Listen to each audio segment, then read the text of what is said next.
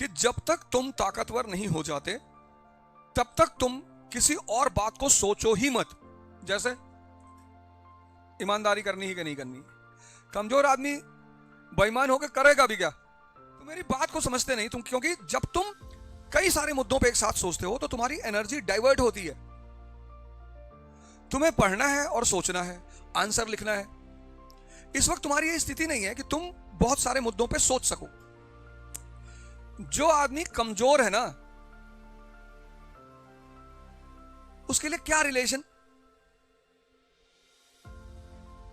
तुम्हारे अगर कोई बड़े रिश्तेदार हो 1,000 करोड़ के, तो तुम देखो उनके घर सारे रिश्तेदार खुद ब खुद पहुंचते हैं, सारे काम खुद ब खुद करते हैं, उसे कहने की जरूरत ही नहीं, क्योंकि उनको उसके गुड बुक्स में आना है। अब तुम स्टूडेंट की स्टेज में हो, कॉम्पिटिटर की स्टेज में, अब तुम पूछो झूठ बोलना की चाहिए कि नहीं? तुम्हारे झूठ बोलने से सूरज पश्चिम से थोड़ी निकलेगा। गर्लफ्रेंड होनी चाहिए कि नहीं? अगर हो गई होगी तो तुमसे नोट्स ही बनवा रही होगी, कोई काम ले रही होगी तुमसे।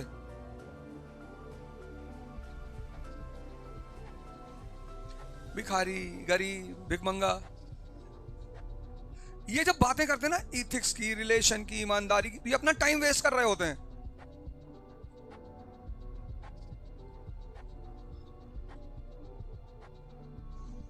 तो जिसको भगवान ने समझ दे दी, समझ, उसको दुनिया दिखाई पड़ने लगती है।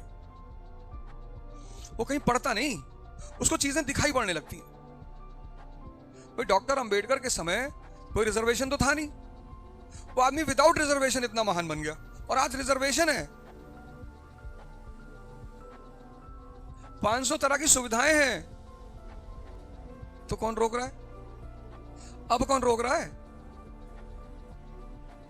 चलो आजादी से पहले ब्राह्मण रोक ले रहे थे, मान लिया, चलो ठीक, चलो एक एक्सेप्ट कर लिया। अब कौन रोक रहा है?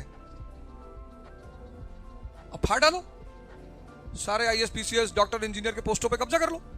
अब तो मौका है, और एक बार तुम पदों पे आ गए तो ताकत। पर समझ, ये जो आदमी है ना, ये मोहम्मद बिन तुगलक, बहुत पढ़ा लिखा आदमी, पर जब तुम इसको पढ़ोगे ना, तुमको हंसी आनी शुरू हो जाएगी। ये ऐसी ऐसी हरकतें करेगा। इसने टोकन करेंसी चलाई, जो आज तुम्हारे पास करेंसी है वो टोकन ही है। उस पर लिखा है ना, I promise to pay the bearer the sum of ₹500। यानी वो जो 500 रुपए का जो नोट है, उसकी जो कागज है, उसकी कोई वैल्यू नहीं है। उसमें वैल्यू किसकी है? आरबीआई के गवर्नर के दस्तखत की।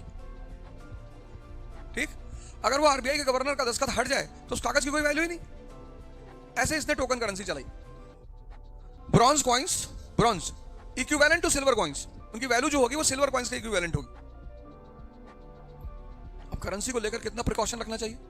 तुम देखो, तुम किसी को 500 का नोट दे दो, तुरंत चेक करता है असली है कि नहीं। इसने कोई प्रिकॉशन ही ऐसे ही चला दिया। करेंसी विदाउट प्रिकॉशन, वो भी हिंदुस्तान में। सबसे ज्यादा अच्छी बातें इस देश के लोग करते हैं। तुम बैठो तो हर गली में मंदिर, हर गली में मस्जिद, और सबसे ज्यादा बेईमानी इसी देश में है। काम पैसा लेके काम नहीं करते लोग। बाहर की कंट्रियों में कम से कम तुमने पैसा दे दिया तो गारंटी है काम हो जाएगा। अब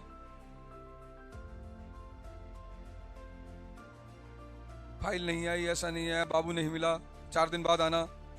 यहां काम भी हो, पैसा भी दो, और मारने की स्थिति में हो तो तुम्हारा काम तुरंत हो जाएगा। मतलब अगर 2 क्वालिटीज तुम्हारे पास है तब हो जाएगा। अगर सामने लग गया कि अगर काम नहीं किया इसका, तो कहीं 4-5 गोली पैर में लग जाएगी।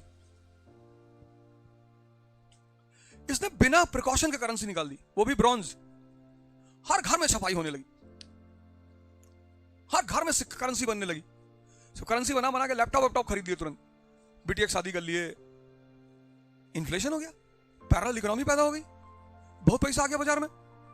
जब इन्फ्लेशन हो गया, अब सुनना इसने क्या किया, मजेदार एक ही घटना सुनाऊंगा।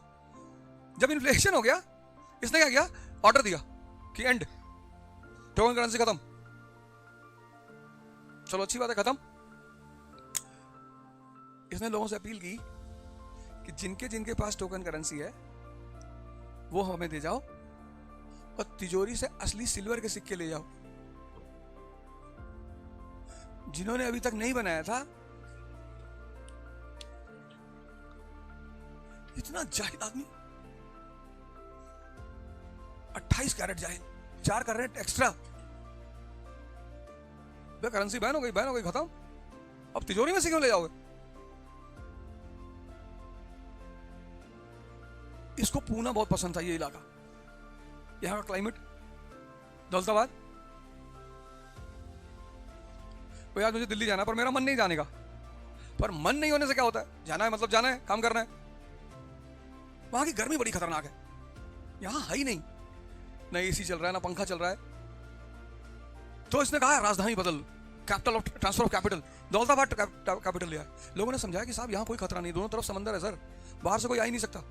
खतरा है नॉर्थ वेस्ट, उधर से जब भी भारत में लोग घुसे हैं नॉर्थ वेस्ट की तरफ से, अफगानिस्तान की तरफ से घुसे, हमारा दिल्ली में रहना जरूरी है सर। इसने कहा फांसी चढ़ा दो इनको, हमें राजा रहोगे। दौलताबाद आया राजधानी में, यहां आया तब इसको पता चला कि यार बहुत गड़बड़ हो गई यार, यहां से तो हिंदुस्तान चलाया नहीं जा सकता। बाकी वापस दिल्ली, अरबों रुपए इसने प्रोजेक्ट पे खर्चा किए। हाँ वापस चला गया, एक दिन रात में उठा, घोड़ा उठाया, निकल लिया, है ही नहीं।